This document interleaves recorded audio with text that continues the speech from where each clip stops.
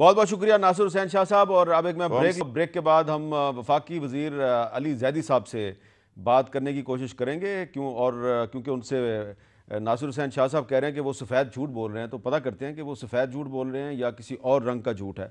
वक्फे के बाद दोबारा मिलते हैं।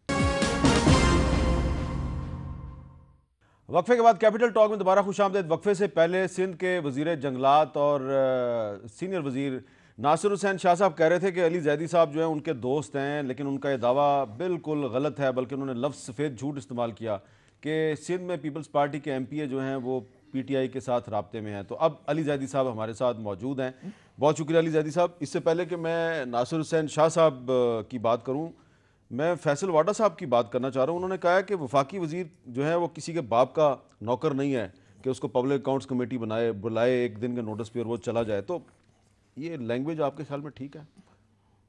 फैसल को मैं पुराना जानता हूँ, बड़ा पैशनेट जज्बाती आदमी है। तो उसने उसके बाद शायद माफ़ी भी मांग ली है। हाँ, माफ़ी उन्होंने फ़ौरन ही मांग ली। तो वो जज्बात में कह गया, बट फ़ौरन माफ़ी मांग ली। जब माफ़ी मांग ली तो फिर ख़त्म, माफ़ चलें। लेकिन प्रिंसिपल मैं इंसान है ना, गलती की फ़ौरन माफ़ी मांगनी बढ़ाई इसमें अच्छी, दैट्स द पॉजिटिव। अब ये बताएं कि लेकिन करनी नहीं चाहिए, मैं कोशिश करूँगा ना करूँ। ये अच्छी बात आपने कह दिया, करनी नहीं चाहिए। हम सबको, मुझसे भी गलती हो सकती है। अब ये बताएं कि नासिर हुसैन शाह साहब कह रहे हैं कि सिंध असेंबली में पीपल्स पार्टी का एक भी MPA आपके राब्ते में नहीं है, और अली जैदी साहब अगर ऐसी बात कर रहे हैं तो सफ़ेद झूठ बोल रहे हैं।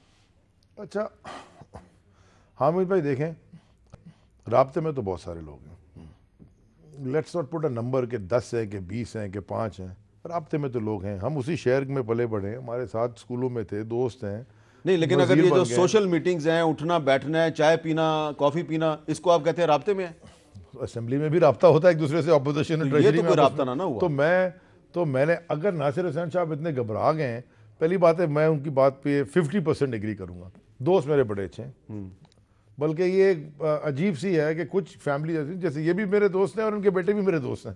अच्छा, वो बेटे भी दोस्त हैं। मैं क्योंकि शायद बीच में आता हूँ दोनों की एजेस के, तो दोनों से दोस्ती है। अच्छे आदमी हैं, मुझे पर्सनली तो मेरी इनके साथ बड़ी अच्छी है।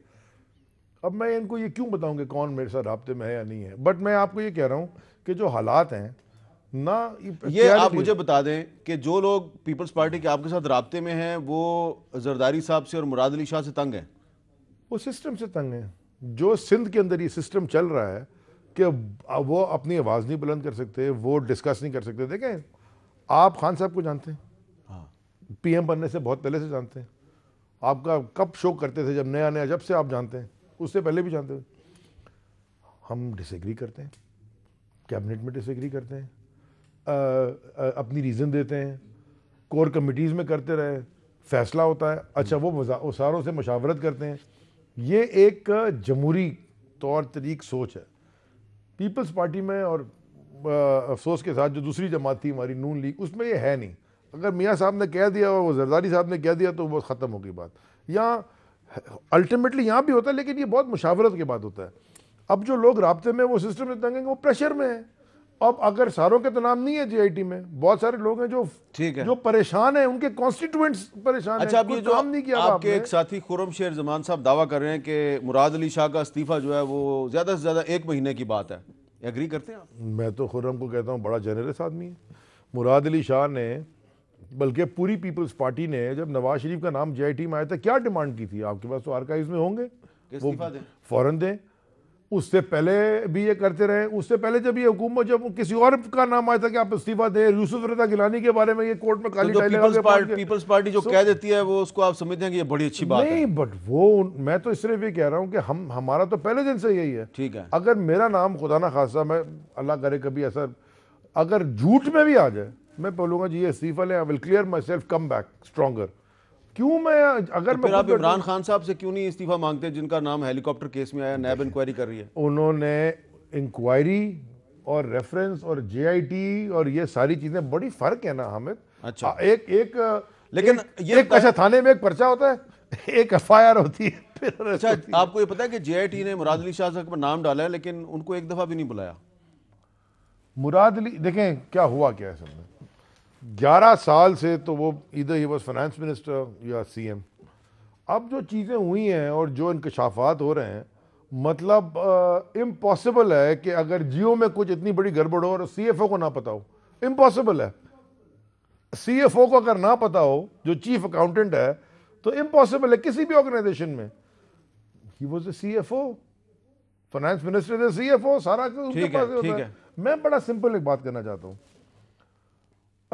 ना हमने GIT बनाई, ना हमने नैब चीफ को अपॉइंट किया पहले के, ना हमने ये केसेस बनाए, ना इनके पीपल्स पार्टी के खिलाफ, ना नून लीग के खिलाफ। हमने सिर्फ एक चीज की है कि हम इंटरफेयर नहीं करेंगे, ऑटोनमस बॉडी है, वो अपना काम करते रहे। ठीक है। अब हमारे कुछ वुज़रा शायद ओवर जिलियस होके थोड़ा कर देते हैं। मैं आपके शो में पहले भी आया था, मैंने कहा था जी मैं नैब का स्पोक्स पर्सन नहीं हूं, ना मैं उनको डिफेंड करूंगा, ना मैं उनके बारे में कोई अच्छी बात करूंगा। एक ऑटोनमस बॉडी है, वो काम कर रही है, वो करे। हाँ, मैं उनको क्रिटिसाइज जरूर करूंगा अगर वो काम ना करें। चलें, ठीक है। अब ये बताएं कि सिंध में आपका जो ऑपरेशन है, operation get out Murad Ali Shah, बुरी तरह नाकाम हो गया। कैसे पता आपको? मतलब मैच बहुत 5 दिन का होता है, आप एक विकेट अगर जल्दी गिर गए इसका मतलब मैच। चले फर्ज करें कि अगर 20 बंदे आपके साथ राब्ते में हैं, वो मुफ्त में आ जाएंगे आपके साथ, आपको जाली अकाउंट से पैसे देने पड़ेंगे उनको। देखिए हामिद, हम किसी को ऐसे फॉरवर्ड ब्लॉक बना के ये हम नहीं कर, अगर वो आते हैं इस्तीफा दें। कल यहाँ बैठे हुए, कल यहाँ शहजाद अकबर साहब बैठे हुए थे, वो कह रहे थे फ्लोर क्रॉसिंग के कानून की वजह से सिंध में कोई तब्दीली नहीं आएगी।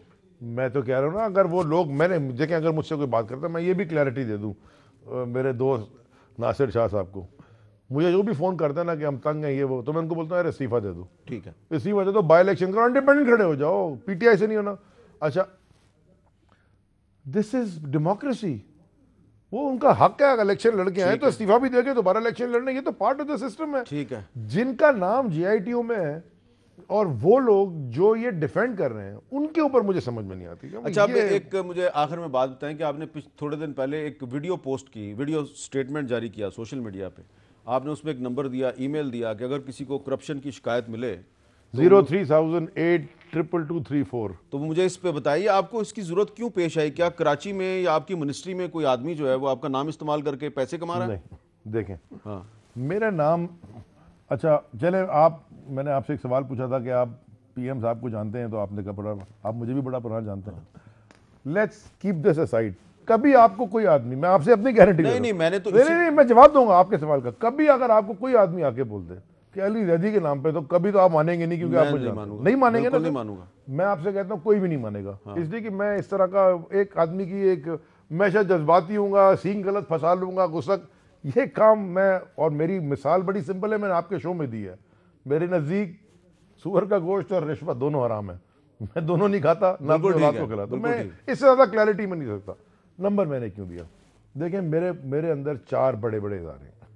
PNSC एक है, कराची पोर्ट ट्रस्ट KPT एक है, पोर्ट कासिम एक है, गवादर एक है, बाकी मैरी टाइम अकेडमी और एक बहुत बड़ा DG पोर्ट्स एंड शिपिंग का इदारा है जो लाइसेंसेस इशू करता है, बोट रजिस्टर करता है। सर 25-30 हज़ार आदमी है सब मिला मिलू के। It is impossible. और मैं रोज स्टोरियां सुनता हूँ कि जी ये उसने मांग लिया, उसने मांग लिया।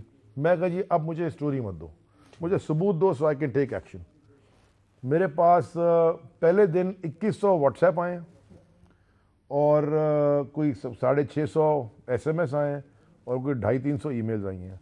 अब मैं उसको पूरे को रिव्यू करके, इसका मतलब है कि मैं दोबारा दूंगा। आपकी मिनिस्ट्री में करप्शन की 3000 शिकायतें आपको आ गई हैं ना? अब ये मुझे नहीं पता हो, उसमें बहुत सारे जुम्मा मुबारक भी हैं, उसमें ये भी है कि बड़ा अच्छा इकदाम लिया है। अब ये लोगों को तो फिर वो तो 3000 को कम करके 300 कर, अगर 30 भी आई हो, हाँ, देखे ना, अगर 30 भी आई हो, मैं इन्वेस्टिगेट तो बिल्कुल ठीक है। मैं क्या चाह रहा हूं, देखिए पाकिस्तान मेरा बड़ा क्लियर कॉन्सेप्ट है। मैं कसम खा के कहता हूं, मुझे अंदाजा नहीं था। इस वजारत में आके समझ आई है कि जब 1080 किलोमीटर की खूबसूरत तरीन समंदर की लाइन है, जो मैंने हवा में भी देखी, जाके किश्ती में भी जाके देख ली। ऐसे मुल्क 3 पोर्ट हैं, ये कर्जे लेते नहीं, ऐसे मुल्क कर्जे देने वाले होते हैं। एक पोर्ट है सिंगापुर में, 1 पोर्ट।